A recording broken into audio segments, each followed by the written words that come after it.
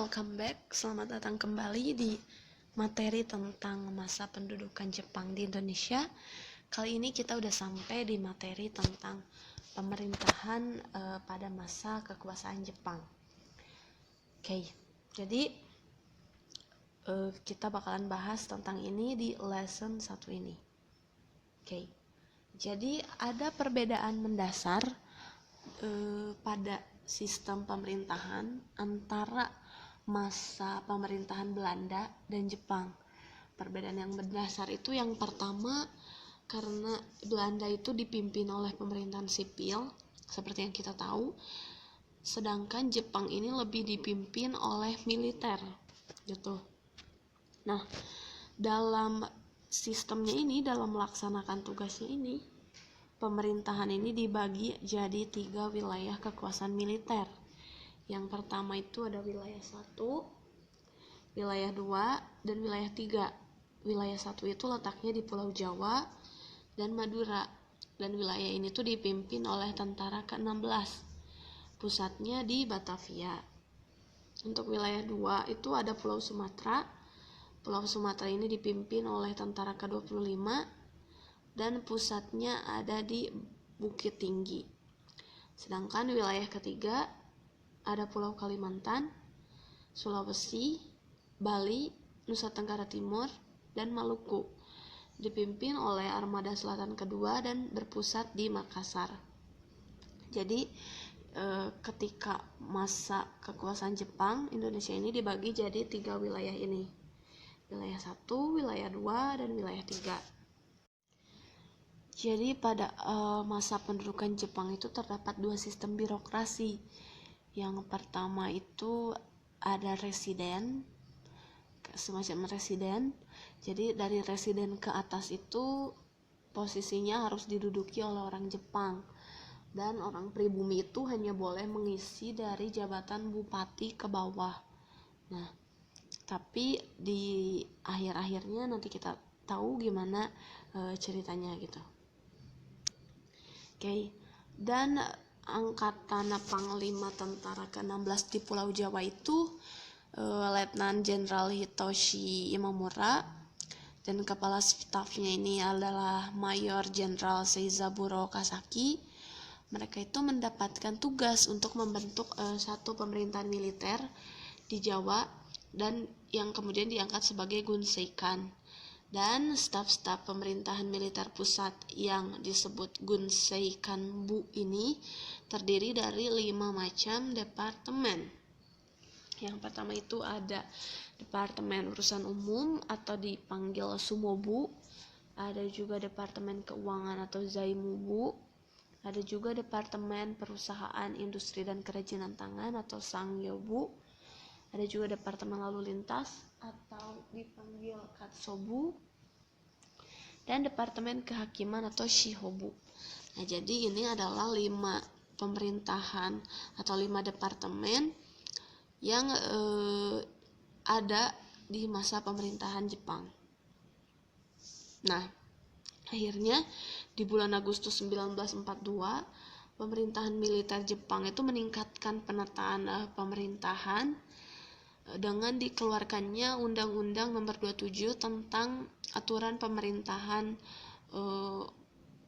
daerah dan Undang-Undang Nomor 28 tentang aturan pemerintahan Shu dan Tokubetsushi. Nah, kedua undang-undang itu menunjukkan dimulainya pemerintahan sipil Jepang di Pulau Jawa.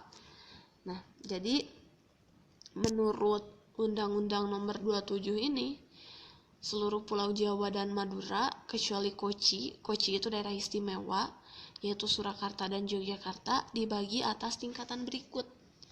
Nah, jadi ini yang pertama itu ada Karesidenan Shu, dipimpin oleh seorang Shucho. Ada Kota Praja atau Shi, dipimpin itu oleh seorang Shicho. Ada kabupaten setingkat kabupaten, itu Ken, dipimpinnya oleh seorang Kencho. Ada juga Kawedanan atau distrik, Gun, dipimpinnya itu oleh seorang Guncho. Kecamatan, Son, dipimpin oleh seorang Soncho. Kelurahan di tingkat kelurahan atau desa, Ku, dipimpinnya itu oleh seorang Kucho.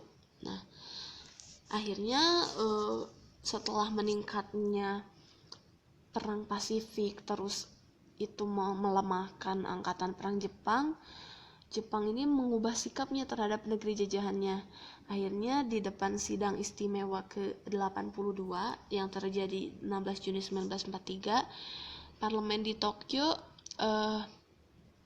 atau Menteri Hideki Tojo ini mengeluarkan kebijakan untuk memberikan kesempatan kepada orang Indonesia untuk turut mengambil bagian dalam pemerintahan negara. Jadi setelah sebelumnya aku bilang kalau warga atau pribumi ini cuma boleh menempati jabatan bupati ke bawah, maka lewat sidang istimewa ke-82 ini hal tersebut dihapuskan. Jadi orang pribumi juga dikasih kesempatan untuk pemerintahan, untuk duduk di pemerintahan. Nah, akhirnya pada tanggal 1 Agustus 1943 dikeluarkanlah pengumuman Saiko Shikikan atau Panglima Tertinggi tentang garis-garis besar rencana mengikut sertakan orang Indonesia dalam pemerintahan. Nah, pengikut sertaan dan pengangkatannya ini dimulai dengan pengangkatan Dr. Husein Jayadiningrat untuk menjadi Kepala Departemen Urusan Agama di tanggal 1 Oktober 1943. Dan kemudian di tanggal 10 November 1943, Mas Sutarjo Kartohadikusumo juga diangkat menjadi Sucokan di Jakarta. Dan akhirnya adalah pengangkatan 7 penasihat atau lebih dikenal dengan istilah Sanyo bangsa Indonesia dilakukan di pertengahan bulan September 1943. Jadi mulai ada setelah adanya keputusan itu, undang-undang itu, maka orang Indonesia boleh menduduki di pemerintahan gitu. Saat itu Insinyur Soekarno diangkat menjadi Departemen Urusan Umum, terus Mr. Suwandi dan Dr. Abdul Rashid, Mr. Supomo juga, Mohtar bin Prabu Mangkunegoro, terus juga Muhammad Yamin, Prawoto Sumodilogo, dan Profesor Husein Jayadiningrat. Jadi mereka ini diangkat menjadi ketua atau menduduki jabatan sebagai 7 penasihat. Oke. Next. Ada Chuo Sangiin. Chuo Sangiin ini apa sih? Jadi setelah mereka mengangkat 7 penasihat atau dikenal dengan istilah Sanyo ini, pemerintah Jepang juga akhirnya membentuk Badan Pertimbangan Pusat atau Chuo Sangiin. Jadi Chuo Sangiin ini adalah badan yang bertugas untuk mengajukan usulan kepada pemerintah serta menjawab pertanyaan pemerintah mengenai masalah-masalah politik dan memberi saran tindakan yang perlu dilakukan oleh pemerintah militer Jepang di Indonesia. Nah, jadi setelah membentuk Sanyo atau 7 penasihat tadi untuk membuat rakyat Indonesia percaya kepada Jepang, mereka juga memberikan kebebasan gitu untuk rakyat menyampaikan aspirasinya, usulan-usulannya ke pemerintah dengan dibentuknya Badan Pertimbangan Pusat atau Chuo Sangiin itu.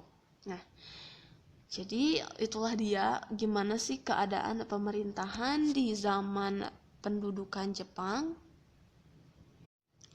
Next, aku bakalan jelasin tentang lesson-lesson lainnya yang berhubungan dengan masa pendudukan Jepang di Indonesia. Jadi pastiin untuk tonton terus videonya.